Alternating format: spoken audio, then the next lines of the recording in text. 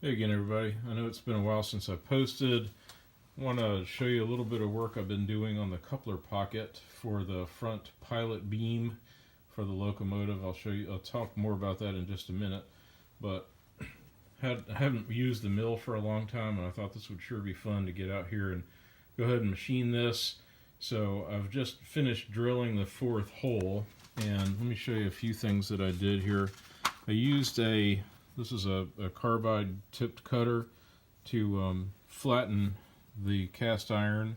It works really well. I've used that exclusively on a lot of the locomotive project for a couple of years now. And anyway, I did the front smaller part first, which was fairly easy to clamp in the vise. Getting the large surface clamped in the vise was not easy because the surface is irregular.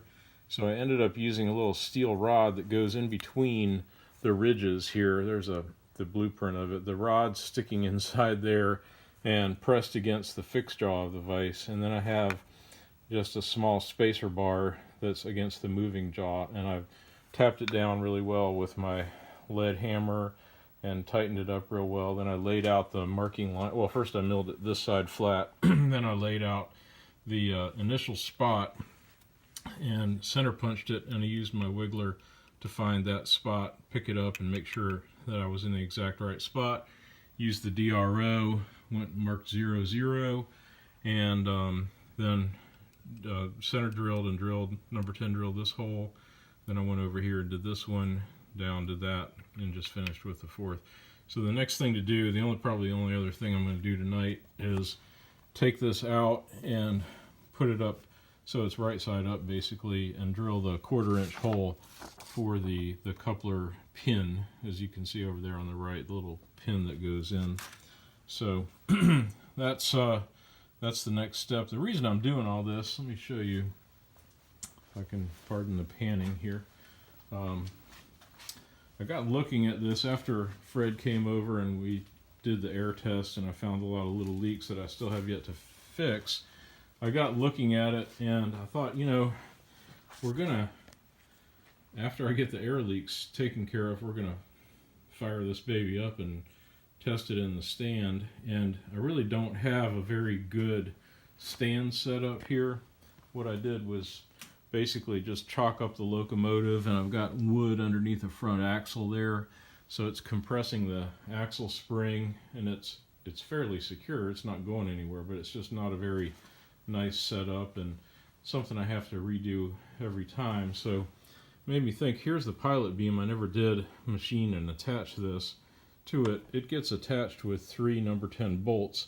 So just like the apron attaches to the lower part of the smoke box. I forget what that thing's called, but so this thing gets bolted on there with 3 number 10 bolts, and then it'll have pieces of steel sheet, 1/8 inch steel sheet, that come down here, and then the actual pilot or cow catcher, if you will get fixed to those steel sheets that hang down. This is a casting I bought off of eBay. It's somewhat similar to what is called for in the blueprints. It's bigger, but I'm going to kind of see how it looks. It's about the right size to go across where the 2 sheets of steel will be, and it has some places that I can attach it. So we'll see if I end up using that as is. The coupler pocket that I just showed you that's over in the mill, that gets bolted on right here, so you can put a coupler in case you need to double head the locomotive, I suppose, or get it towed. So I'm going to put that, at least this pilot beam, I'll machine it tomorrow and drill all the holes that are needed. There's a series of 540 holes that are drilled here that hold the steel sheets on either side, and of course the 1032 holes here that will hold the coupler on, and then the holes for the number 10 bolts behind here as well. So we'll do that tomorrow night and get the front attached, and the back I need to come up with something. It occurs to me I could use the coupler pocket back here, make a nice secure thing. So I'm going to end up machining this. Got some 1-inch aluminum bar stock. I might, or square tube I should say, I might cut that to fit or something else. But as you can see, I just have it blocked up on wood there right now, and it's resting on the bottom brake beam, and that's just not great. So I want to have something a lot more secure and a little more professional, and that will adapt itself well to testing with fire and running the engine. So that's where I am so far, and thanks for watching. I'll keep y'all posted.